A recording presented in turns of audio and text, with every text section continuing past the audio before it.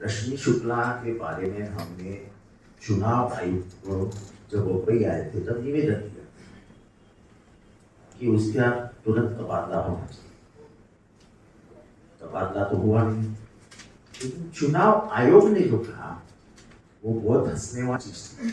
उन्होंने कहा कि हमारा अधिकार में ही नहीं है, वो तो सिर्फ सरकार कर सकती।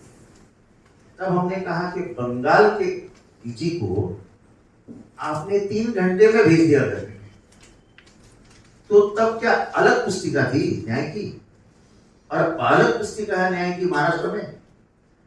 लगता है वो पुस्तिका उनको मिली नहीं करती, और इसलिए निर्णय हो गया आज रश्मि शुक्ला का ट्रांसफर करें।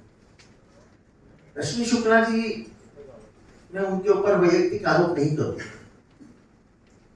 फोन टैपिंग में कौन इन्वॉल्व था?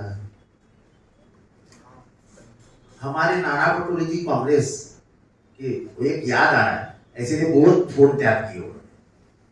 उनका नाम कोडवर्ड रखा था अमजद खान, और उनका प्रोफेशन क्या दिखाया था? स्मगलिंग। नंबर नाना पटोले का और फोन टैप किया जाता है। मैं कहता हूं कि 2019 में महाराष्ट्र का एक भी नेता ऐसा नहीं है विरोधी पक्ष में जिसका फोन टैप नहीं हुआ था।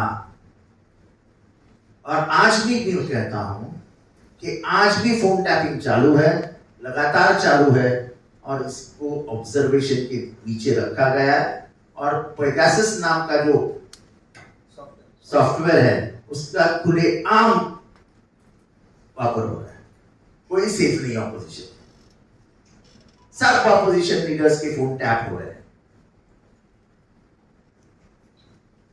और इसी के लिए रश्मि शुक्ला दोषी पाई गई थी, उसके ऊपर आरोप हुआ थे, हमने प्रूव करके दिखाया था, और चुनाव आयोग दूर आए दुरुस्त आए, देरी हुई, चलो हो गया।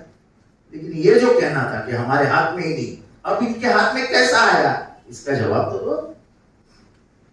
आवडचा एक सवाल